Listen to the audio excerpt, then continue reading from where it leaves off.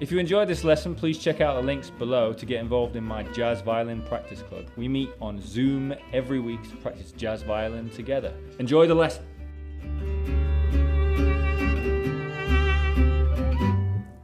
Hi there, my name is Matt Holborn. I'm a jazz violinist, and this is my little video lesson series on how to play over the changes of the jazz standard All of Me. A little disclaimer before we start: this is not the only way to learn how to play over a jazz standard. This is just my way. There are so many different musicians from all over the world who do it in a completely different way. This is just the way that I like to think about things. It's the way that I like to teach beginners how to play over jazz standards. So we're looking at All of Me. What we have to consider is the violin is not often used as a harmonic instrument in jazz. So when I say harmonic instrument, I mean someone who is there to outline the chord changes for the band. That's not our role in the band. So what ends up happening is when we first start playing, we don't learn the changes in the same way that a guitarist or a bassist or a piano player might learn the changes. They have to learn the changes to be able to perform in a band. We, as violinists, can often get away with not knowing the changes, which means that we don't often learn it as well as everybody else. But we can get away from that problem by just doing that work when we're practicing at home, making sure that we can outline changes, making sure that we know those changes. What I like to do to combat this issue is to try and act like a little bassist. You know, it sort of looks like a bass anyway. So that's a step one done. So what I need to do when I'm first looking at a tune or a jazz standard or whatever, I look at the changes and I say, can I outline all of those changes on my violin? Can I do that? Can I act like a bassist and make those changes in the same way that a bassist might? And the best way to do that is to start by just outlining the root notes, playing the root notes over each of the chords in time, okay? So what we're going to do is we're going to look at the first 16 bars and we are going to play those root notes in time with the chords. I'm going to play those root notes. I want you to play them along with me, and I'm also going to say the names of the chords, okay? So first 16 bars. 1, 2, 1, 2, 3, 4. C major, E7, A7, D minor, E7, A minor, D7, G7. Hopefully you managed to do that, but if not, just skip back and have another go. So you might realize that I have taken away some of the chords that you might often see written down. What I like to do when I'm first looking at a simple tune, I like to simplify it even more. So hopefully you know a little bit about 2-5-1 sequences. What I like to do with 2-5-1 sequences is forget about the 2, and instead of that 2, just have an extended 5 chord. So when we got to what we might often see as D minor G7 right at the end, I took away the D minor and I just did a longer G7 chord. Really that 2-5 is saying 5. That's what it's saying, in my opinion. And it's important for us as improvisers to be able to do that and to be able to think like that, because it means that we have a lot less to think about when we're practicing. So the next step for this will be to start adding the thirds. So hopefully we know what the thirds are in the chords, but I will just say them very quickly now. So the third of C major is going to be E because it's a major third. The third of E7 is going to be G sharp because it's a major third. The third of A7 is going to be C sharp because it's a major third. And the third of D minor is going to be an F. We go back to E7, which has got a G sharp. Then we go to A minor, which has got a minor third, which is going to be a C. When we then go to D7, so that D7's third is an F sharp, okay? And then that G7's third is a B. This is a major third. So what we're going to do is we're going to play the roots and the thirds. And let's do 1 bar of root, 1 bar of third for each chord. A 1, a 2, a 3, 4.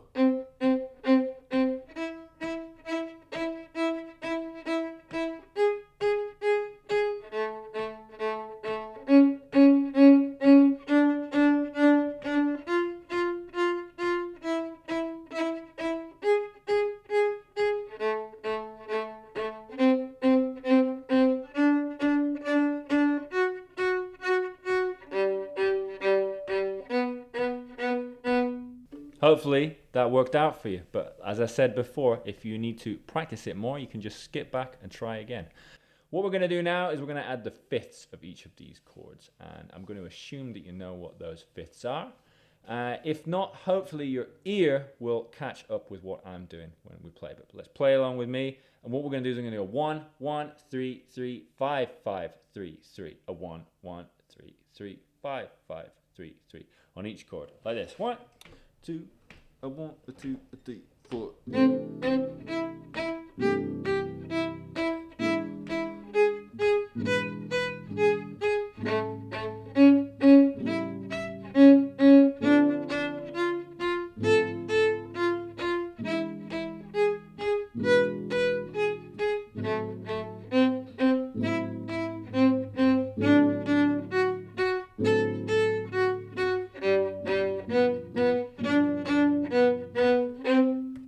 So hopefully that's working out for you. But as I said, if you're finding it difficult, please just skip back and try again. So now we're going to add the next extension on top of those fifths, which will be the sevenths. So you might notice on the C major and the D minor chord from the sheet that I'm working from, there's no sevenths, okay?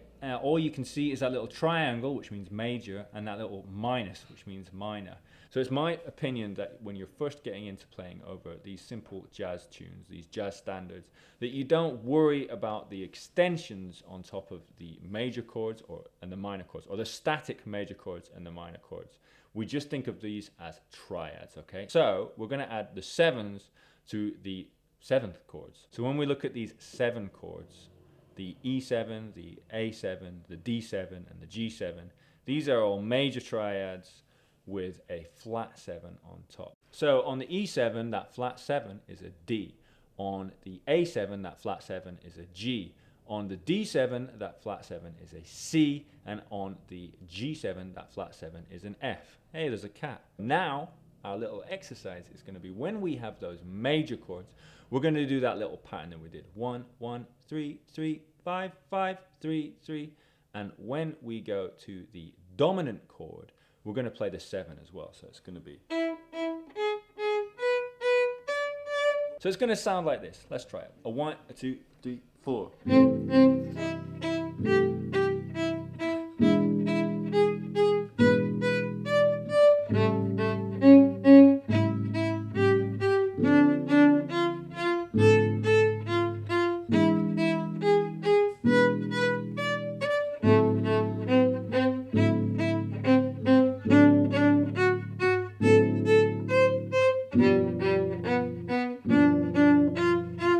Again, hopefully that worked out for you, but if not, please skip back and have a little go again until you feel like you're getting it. And also just try this without me as well. It's also worth practicing this not just along with this video. We want to get to the point where this is super ingrained in us. We're starting to really understand what makes up these chords and when those chords start to happen. And we want to just be doing that with our instrument rather than thinking about it too much. Playing as much as you possibly can.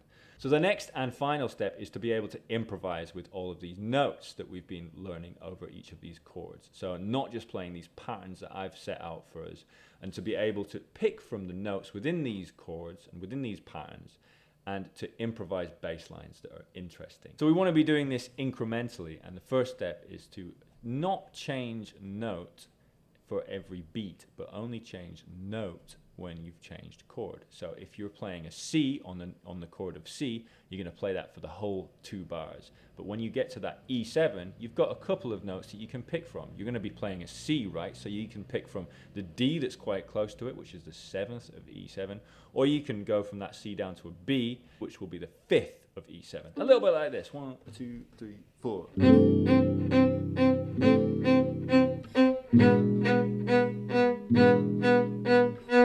What I've done there is I've played C, C, C, C, C, C, C, C, and then when we get to E7, I've played a B, which is the 5th, and I've stuck on that 5th. And then we can maybe move from that B down to an A, or we could move up from that B to a C sharp. Now what we're doing is we're moving really small amounts. Once you feel like you can do that over the whole 16 bars, the next step would be to try and change notes every bar. Like this. 1, 2, 3, 4.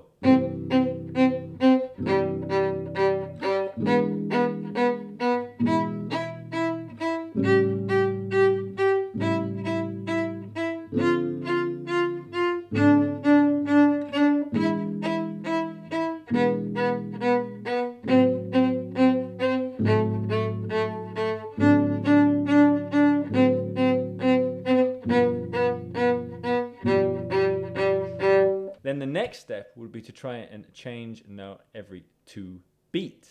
A 1, 2, 3, 4.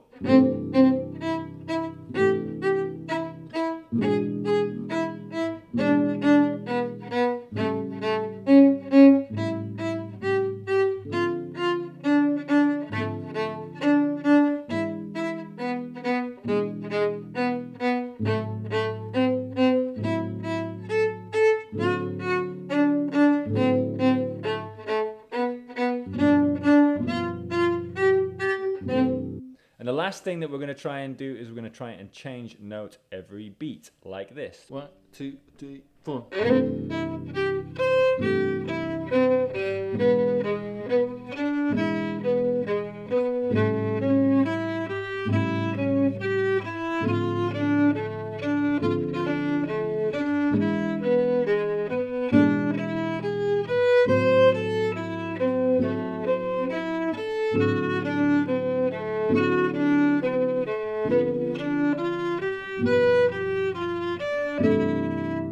It isn't going to happen for you straight away, especially if you're new to this. But these are some incremental steps that you can take to be able to outline the harmony of this tune. So up to now, we've looked at All of Me. We've looked at the first 16 bars, and we've looked at making sure that we can outline those changes like a little bassist. And in my next video, I will be looking at doing exactly the same thing with the last 16 bars.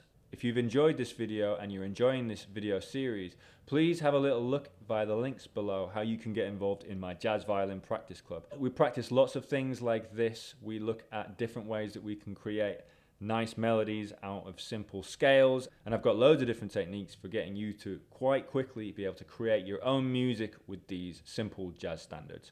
Okay, thanks very much for listening, and I will see you soon. Goodbye.